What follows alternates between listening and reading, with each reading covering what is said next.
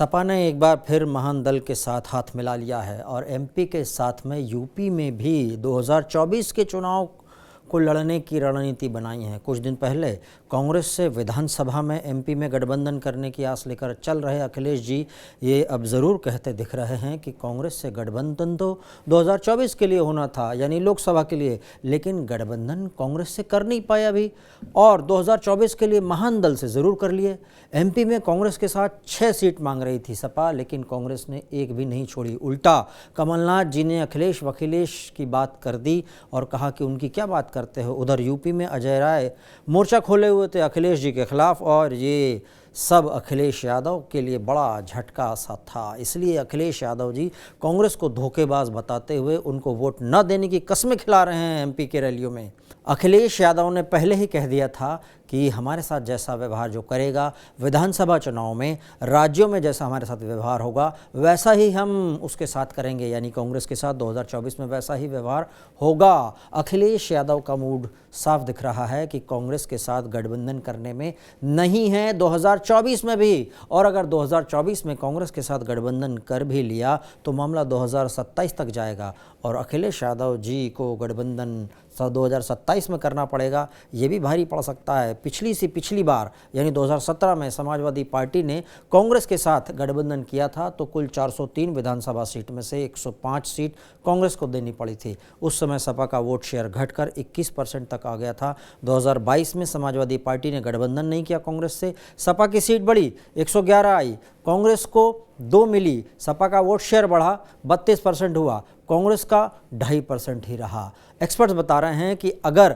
समाजवादी का गठबंधन कांग्रेस के साथ 2024 में हो भी जाए तो नुकसान में सपा ही रहेगी, क्योंकि कांग्रेस 15 सीट पर मानेगी नहीं, सपा 65 से कम पर लड़ना नहीं चाहती और अगर 24 में किसी चमत्कार की वजह से गठबंधन हो भी जाता है तो 2027 में कांग्रेस फिर से 403 में से 105 सीट मांगेगी। जबकि यूपी के लड़के नाम से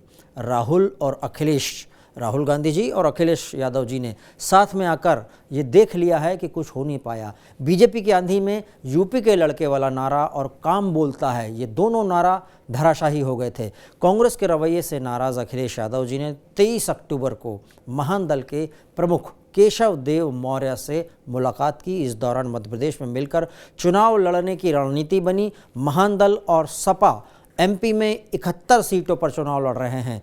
एमपी की पृथ्वीपुर, टीकमगढ़, मोरैना और सबलगढ़ ये सीट महान दल को मिली है, लेकिन इन सीटों पर सिंबल सपा का है, जबकि बाकी सीट पर सपा के उम्मीदवार लड़ रहे हैं। 2018 में जब सपा को मध्य प्रदेश में चुनाव में उन्होंने रणनीति बनाई थी तो एक सीट बिजावर पर जीत मिली थी उनको। यह अलग बात है कि सपा ने उन्हें पार्टी विरोधी गतिविधि की वजह से निकाल दिया था उनको, जो जीते हुए थे। उत्तर प्रदेश में 2022 के विधानसभा चुनाव में भी सपा और महान दल एक साथ थी।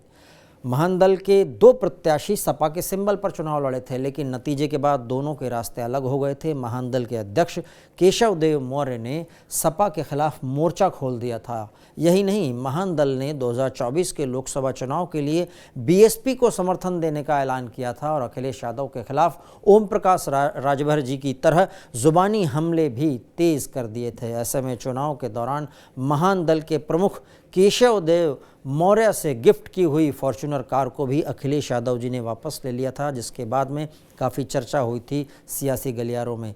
सपा मुखिया अखिलेश यादव जी इस वक्त मैदान में दूसरी तरीके से डटे हुए हैं कांग्रेस के खिलाफ। रोज जनसभाएं कर रहे हैं, कांग्रेस को धोखेबाज करार दे रहे हैं और वोट न देने की अपील भी कर रहे हैं। उधर मध्य प्रदेश के टकराव का असर राजस्थान में भी दिख रहा है। यहाँ समाजवादी पार्टी ने 5 सीटों पर प्रत्याशी उतारे हैं, साथ ही राजस्थान में भी जनसभाओं का प्लान तैयार हो रहा है।